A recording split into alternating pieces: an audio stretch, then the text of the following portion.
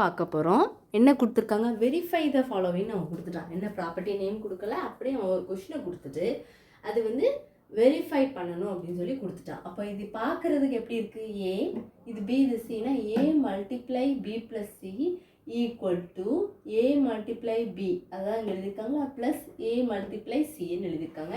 அப்போ இதை நம்ம எல்ஹெச்எஸ்ன்னு எடுத்துக்கலாம், அதை ஆர்ஹெச்எஸ்ன்னு எடுத்துக்கலாம். அப்போ இதை முதல் ப்ரூவ் பண்ணிவிட்டு அதை ப்ரூவ் பண்ணலாம். ஓகேவா? இப்போ ஃபஸ்ட்டு வந்து நம்ம எல்ஹெச்எஸ் எடுத்து நம்ம ப்ரூவ் பண்ண போகிறோம். எல்ஹெச்எஸ் என்ன இருக்குது, 2 டிவைடட் பை 5 மல்டிப்ளை என்ன இருக்குது -8 டிவைடட் பை 9 ப்ளஸ் 2/3. ஓகேவா? சரி, இப்போ என்ன பண்ணலாம் அப்படின்னா ஃபஸ்ட்டு இதை அப்படியே வச்சுட்டு ப்ராக்கெட்டை ஃபினிஷ் பண்ணிட்டு தான் இதை பண்ணணும். அப்போ 2 டிவைடட் பை 5 மல்டிப்ளை 9 3 எல்சிஎம்மில் என்ன வரும் 9.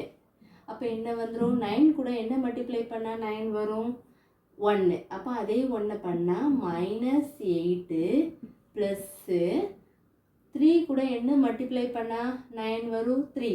3 3s are 9, அதே 3 போடும்போது 2 3s are 6 கிடச்சிரும்.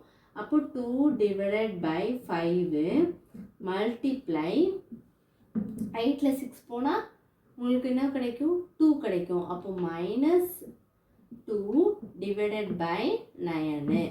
சரி, இப்போ விச் இஸ் ஈக்குவல் டு, சரி இப்போ அடுத்த ஸ்டெப்பில் நம்ம என்ன பண்ணிடலாம், மல்டிப்ளை தானே இருக்குது. அப்போ நம்ம நேராகவே மேலேயும் மேலேயும் அப்படியே மல்டிப்ளை பண்ணி எழுதிடலாம். நேராக நம்ம பண்ணிடலாம். அதாவது நம்ம இங்கே வந்து ப்ளஸ்ஸோ மைனஸோ இருந்தால் அப்புறம் எல்சிஎம் எடுத்து அப்படி பண்ணணும். இது தேவையில்லை, மல்டிப்ளைனால கேன்சல் பண்ண முடியுதான்னு பார்க்கணும். பண்ண முடியலையா, நெக்ஸ்ட்டு 2 2s are 4. அப்போ -4 டிவைடட் பை 5 9 மல்டிப்ளை பண்ணிங்கன்னா 45.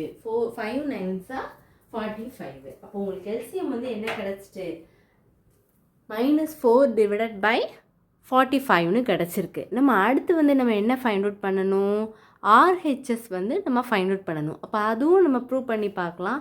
அதுவும் உங்களுக்கு இதே மாதிரி ஈக்குவலாக வருதா அப்படிங்கிறத நம்ம அடுத்த இதில் வந்து நம்ம செக் பண்ணி பார்க்கலாமா? சரி, இப்போ நம்ம வந்து ஆர்ஹெச்எஸை வந்து ஃபைண்ட் அவுட் பண்ணணும்.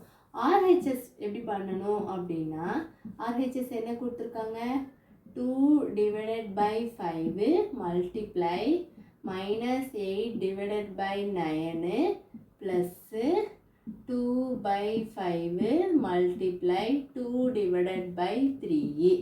புரிஞ்சுதா? இப்போ என்ன பண்ணணும், நம்ம என்ன பண்ணலாம் அப்படின்னா ஃபஸ்ட்டு வந்து இதை மட்டும் பண்ணிவிட்டு அப்புறம் அது கூட ஆட் பண்ணலாம். இது மல்டிப்ளை தானே இருக்குது, மேலே பண்ண முடியாது. அப்போ டேரெக்டாக நீங்கள் என்ன பண்ணிடலாம், 8 to 9 கேன்சல் பண்ணணும், 8 to 5 கேன்சல் பண்ணணும், 2 9 கேன்சல் பண்ண முடியாது. மல்டிப்ளைன்னு இருக்கனால நம்ம என்ன பண்ணிடலாம், 2 8s are 16. இப்போ -16 divided by 5 9s are 45 plus அடுத்து அதுவும் மல்டிப்ளையில் தானே இருக்குது. அப்போ என்ன பண்ணலாம், 2 2s are 4. அப்போ 4 டிவைடட் பை 5 3s are 15. புரிஞ்சுதா? இப்போ 45 வந்து நம்ம டேரெக்டாக எல்சிஎம்மாக எடுத்துடலாம். ஏன்னா 15ல் வந்து 45 போகும்.